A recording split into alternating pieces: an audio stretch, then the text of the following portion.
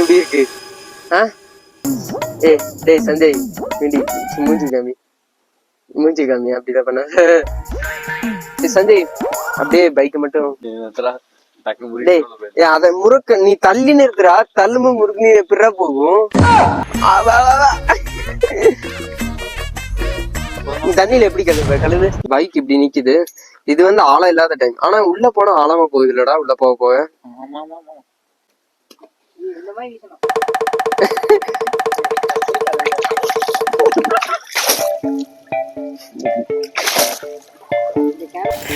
அவனை பார்த்து